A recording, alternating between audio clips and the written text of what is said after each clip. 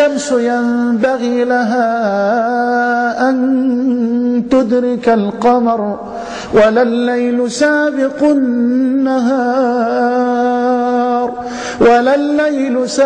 النهار وكل في فلك يسبحون. يا ريت تعيد النظر تاني للسماء، انظر إلى النجوم مرة أخرى، انظر إلى هذا الجمال المتجدد الألوان المتعدد الأشكال، من ليلة صافية إلى ليلة مقمرة إلى ليلة مظلمة إلى ليلة شاتية إلى ليلة ريح. انظر إلى هذا الجمال المتجدد المتعدد الأشكال والألوان لتتعرف على الرحيم الرحمن تبارك وتعالى، لتفرده وحده جل وعلا بالعبادة والألوهية. ثم يلفت القرآن الكريم وأنظرنا إلى الأرض التي نعيش عليها. وأنا أقول أيضا بكل أسف، لأننا اعتدنا أن ننظر إلى آيات الله في الأرض نسينا كثير من آيات الله تبارك وتعالى في الكون من حولنا، نسينا. وآية لهم الأرض الميتة أحييناها وأخرجنا منها حبا فمنه يأكلون وجعلنا فيها جنات من نخيل وأعناب وفجرنا فيها من العيون ليأكلوا من ثمره وما عملته أيديهم أفلا يشكرون. سبحان الذي خلق الأزواج كلها مما تنبت الأرض ومن أنفسهم ومما لا يعلمون. سبحان الله. والقمر قدرناه منازل حتى عاد كالعرجون القديم. لا الشمس ينبغي لها أن تدرك القمر ولا الليل سابق النهار وكل في فلك يسبحون. وبعدين الأرض هو الذي جعل لكم الأرض ذلولا فامشوا في مناكبها وكلوا من رزقه وإليه النشور. الأرض دابة ذلول بكل ما تحمله الكلمة من معنى، دابة ذلول بكل ما تحمله الكلمة من معنى، لا تلقي بأهلها من على ظهرها لأنها ذلول، وتمنح أهلها من الخيرات ما لا يستطيع أحد أن يعدها أو أن يحصرها، وإن تعدوا نعمة الله لا تحصوها إن الإنسان لظلوم كفار. فالأرض مليئة بالآيات. ما وقفتش مرة أمام وردة جميلة، دخلت حديقة لقيت سبحان الله وردة حمراء، وردة لونها بنفسجي، وردة لونها أبيض، وردة لونها أصفر، وكل ده في مكان واحد، في طينة واحدة، في تربة واحدة، بتسقى بماء واحد.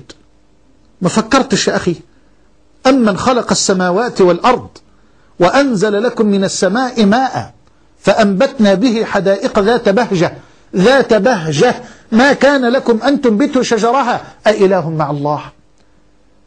لا إله إلا الله. أإله مع الله يستحق أن يعبد؟ أإله مع الله يستحق أن يفرد وحده بالألوهية؟ أإله مع الله يستحق أن يذبح له، أن ينذر له، أن يحلف به، أن يستغاث به، أن يتوكل عليه، أن يلجأ إليه؟ لا ينبغي أن تفرد أحدا بأي صورة من صور العبادة، ويجب عليك أن تفرد الله جل وعلا وحده بكل صور العبادة. فالنذر لله والحلف بالله والطواف حول بيت الله والتوكل على الله والرجاء في الله والاستغاثة بالله والاستعانة بالله والنذر لله والذبح لله والتفويض لله. قل إن الأمر كله لله. قل إن صلاتي ونسكي ومحياي ومماتي لله رب العالمين لا شريك له وبذلك أمرت وأنا أول المسلمين. ومن أعظم الآيات في هذا الكون هو أنت أيها الإنسان.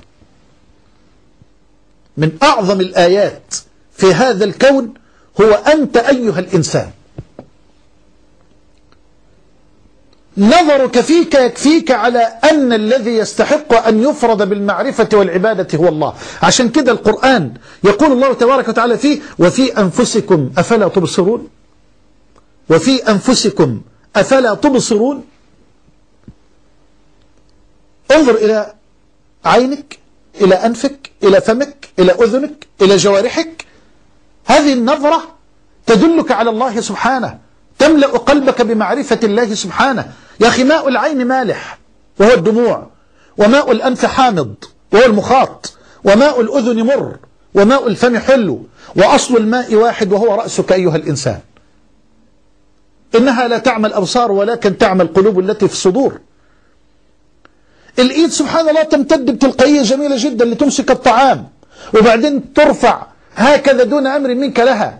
الفم والشفتان تنفرجان دون أمر منك لهما بالانفراج، وبعدين اللسان يتحرك، والقواطع تقطع، والأنياب تمزق، والضروس تطحن، واللعاب يسهل، وبعدين لسان المزمار يغلق القصبة الهوائية أثناء البلع، وبعدين المعدة تقوم بالدور، والأمعاء الدقيقة تقوم بدورها، والأمعاء الغليظة تقوم بدورها، وفتحة الشرج تقوم بدورها، ثم بعد ذلك يقوم القلب بدوره، ويقوم المخ بدوره. كل هذه الأعضاء تعمل عملا دؤوبا لا يتوقف إلا في الوقت الذي يريد الله سبحانه وتعالى، من حيث لا تدري ولا تشعر،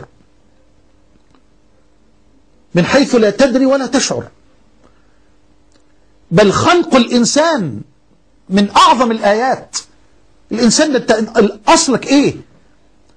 فلينظر الإنسان مما خلق من ماء دافق، المني. تصور أنك مخلوق من هذا المني.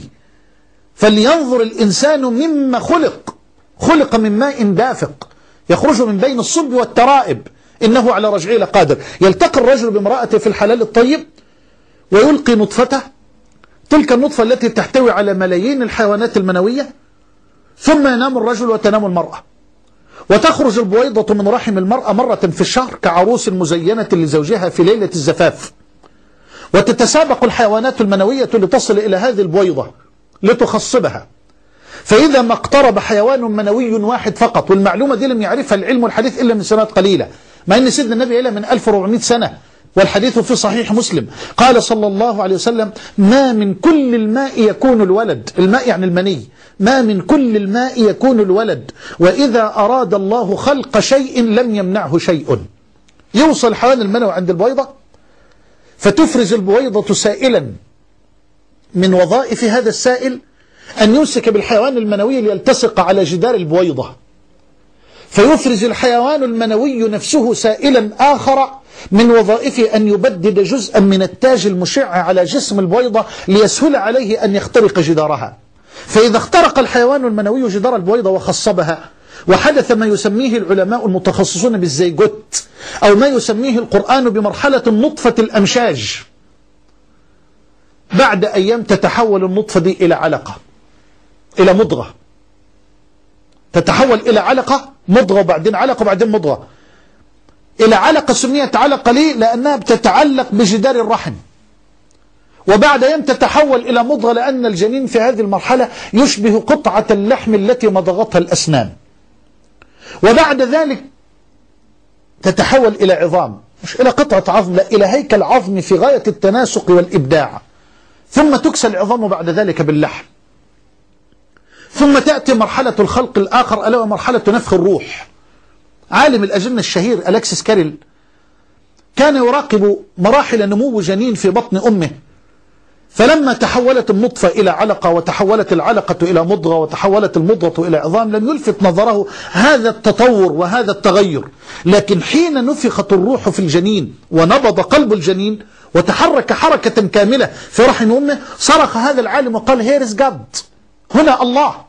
لا يمكن أبدا تأتي هذه الحياة إلا من الله جل وعلا، لا يمكن أبدا تأتي هذه الروح إلا من عند الله سبحانه وتعالى.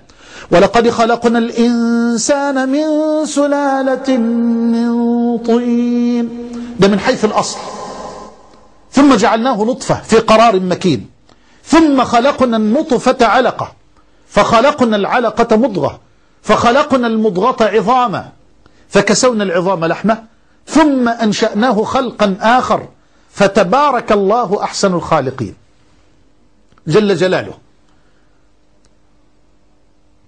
ترتيب جميل. النبي صلى الله عليه وسلم يقول كما في الصحيحين من حديث أنس: إن الله تعالى